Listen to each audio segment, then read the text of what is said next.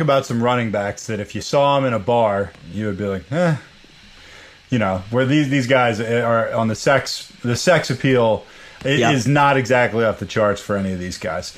We're talking about Rex Burkhead, Chris Thompson, C.J. Anderson, just a group of nobody to get excited about unless you can get them for a real bargain, which these guys might fall into that category. So talk to me about this group of unsexy running backs.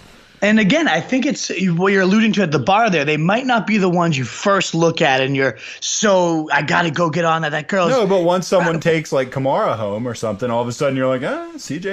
Sony Michel's getting all the attention, but Rex Burkhead right next door. You let this sexy little flashy toy kind of misguide you from what really had some sexy upside right next to it, and that's Rex Burkhead. The guy is in a great spot. He's the most established of the Patriots backs at this point in the backfield that scored the second most fantasy running back points for the last 2 seasons straight. This is the most established guy, and early reports right now are Sony Michel has slow legs. He's picking up the offense slowly. It's a very complex scheme that makes sense. It's OTAs. I get it. But Burkhead, the coach has already said, we haven't even seen the best out of him. The running backs coach saying we can't wait to use him more and more now that there's more opportunity there. There's a chance he is the guy that leads this backfield in carries. He obviously was a touchdown machine last year. So I really like what he brings to the table, especially with Dion Lewis now removed. I think that's a guy that you might not look at and say, he's bald, he's white, he's in there's nothing initially sexy about what he looks at. But at the bar, that's the kind of one you see that's a nice 7. You bring them home and they produce way better than you even expected. Was a 7, initial glance, 9 in the sheets once you got it done. I think Burkhead kind of brings that to the table. And all these guys are kind of the same way. Chris Thompson was the RB12 last year in standard leagues. Oh, he's just a PPR guy. No, he was the RB12. He was the number 1 running back in standard leagues, the RB10 in PPR.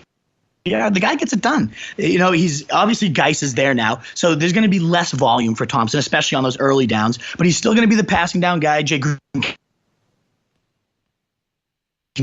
continues to talk last year. The way he ran the ball, and when he got in the screen game and got in space, just read his blocks so well. Florida State guy, I really trust how they produce their running backs there. I love Thompson and C.J. Anderson. I don't know. Do you have any? Unsexy. Yeah, so unsexy.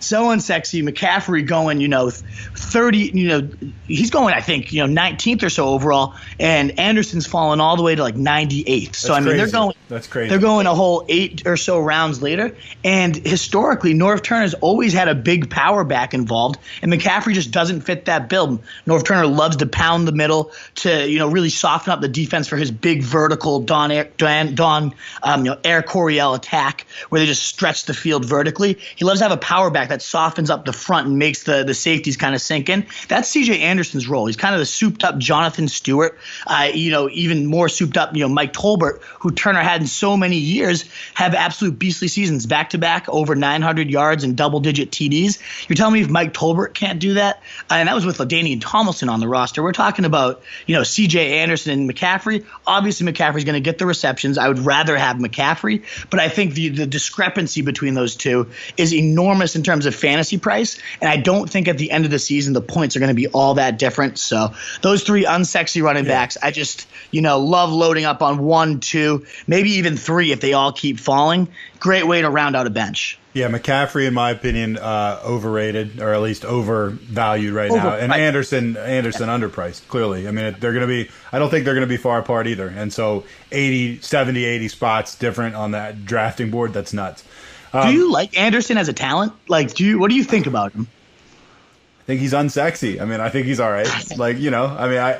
He's not the worst. He's not the best. He's not even close to the best. I've always had a thing, I'll admit it, like from the MJD days, I just love like short, squatty running backs that are built kind of like a bowling ball and run like a bowling ball would be. Like that's the CJ Anderson feel. So he's like a little pinball that just rolls around and steamrolls people. I just have a soft spot for those type of guys. Maybe I don't feel the way about him you do. I will just say that CJ Anderson, big reason I won my league last year. I mean, you picked him up the waiver. I picked him up off waivers. I started him in I think the last 2 games, and the guy scored me tons of points and won. Yes. I mean, everyone else gave up on him, and I was just like, I got to take this guy. He's just sitting there on waivers. He's your number 1 running back on a NFL team, and so maybe I should respect him a little more than I do. I do think he's underpriced.